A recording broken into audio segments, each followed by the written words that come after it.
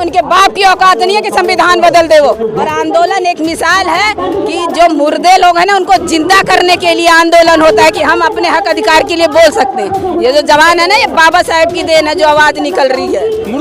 मुर्दा जो एसी में बैठे हुए हैं ना, एसी में कूलर में बैठे हुए हैं ना, बैठ के बस मलाई चाट रहे, वो मुर्दे हैं। लेकिन हम जिंदा हैं, अपने हक अधिकार के लिए हमें लड़ना आता है। जो संविधान की बात करेगा ना वो देशद्रोही है, उसे मार के खदेड़ना हमें आता है। हम भीमसेनियों को, जिसकी बदौलत और संविधान की बदौलत हमें हक अधिकार मिल रहा है। सारा काम हम कर रहे हैं, खेतों में हम जा रहे हैं, हर काम कर रहे हैं, तो वो फ्री में देंगे?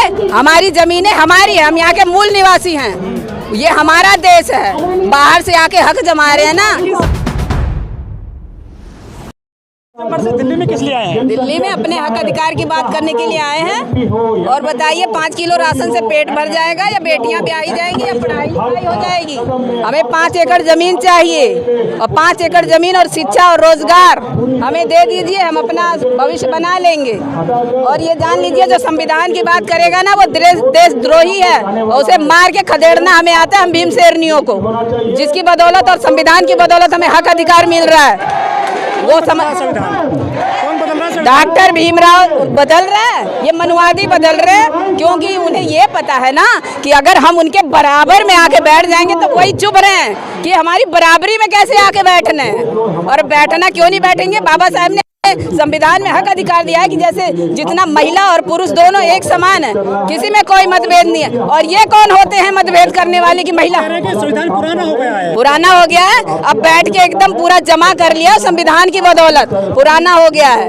पुराना कुछ नहीं है, उनके बाप की औकात नहीं है कि संविधान बदल दे वो। 75 साल से ज्यादा हो गए, देश को आजादी हुए, संविधान की जरूरत नहीं पड़ेगी। सारा फायदा तो वही ले रहे हैं ना, तभी बकवास आ रही है उन लोगों को। क्या फायदा ले रहे हैं? फायदा क्यों नहीं ले रहे हैं? शिक्षा में भी वो बैठे पड़े हैं और बड़े बड़े अधिकारी बने हुए हैं वो सब, तो फायदा कौन ले रहा है?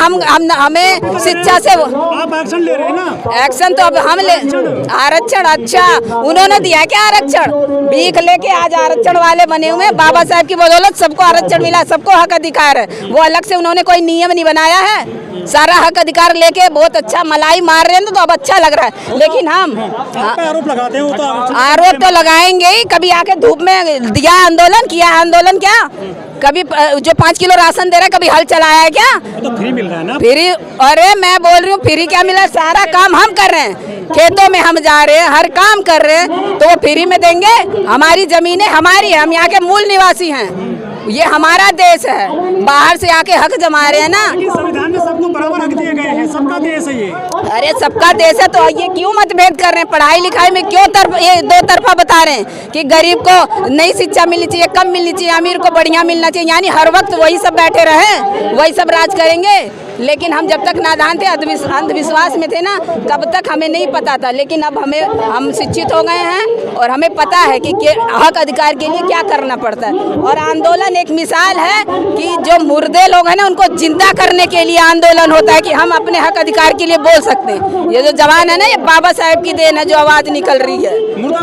मुर्दा जो एसी में बैठे हुए हैं ना, एसी में कूलर में बैठे हुए हैं ना, बैठ के बस मलाई चाट रहे, वो मुर्दे हैं। लेकिन हम जिंदा हैं, अपने हक अधिकार के लिए हमें लड़ना आता है। वो कभी लड़े हैं क्या? कभी धूप में आए हैं क्या? कभी सर्दी गर्मी में आए हैं? और आजमगढ़ में डेली बाबा साहेब की चर्चा होती है, हम लोग गांव-गांव जाते हैं, हर एक घर में डेली जाते हैं। लेकिन तो रामराज्य चल रहा है। रामराज और राम कौन सा राम? वही राम जो अपनी पत्नी पे और गर्भवती पत्नी को जंगल छोड़ाया, वही राम जो हमारे महापुरुष की गर्दन काट दी। उसे यही नहीं पता कि राज में क्या करना है, वो दूसरे की सुनता था, तो वो राम राज लाएगा। हमें भीम राज लाना है और रहेगा राज। भीम के अलावा कोई राज नहीं चलेगा। लेकिन वोट तो देते नहीं आप अपने नेताओं को, क्यों नहीं? अब वही तो अब देते हैं सर, वोट तो देते हैं, वोट नहीं देते हैं तो कैसे हमारे वोट का गलत बनते हैं सर? बिना वोट के अधिकार से हैं, और हमारे वोट से वो सीएम पीएम बने हुए हैं सारे। अच्छा, योगी जी कैसा काम कर रहे हैं? योगी जी अपना चल जाए हरिद्वार में, वहीं राज धुन मनाए, अपनी राम धुन करते ना, क्योंकि जोगी फकीरों का काम नहीं है देश चलाना। देश पढ़े लिखों का होना चाहिए, जैसे हमारे बाबा साहब थे, और हम उनकी औलादे हैं, हम उनकी संतान हैं, हम देश चलाएंगे।